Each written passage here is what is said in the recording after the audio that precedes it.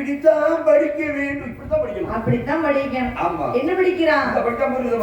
ஆனா ஆனா கேனா காவனா அப்படிலாம் படிச்சிருக்கான்.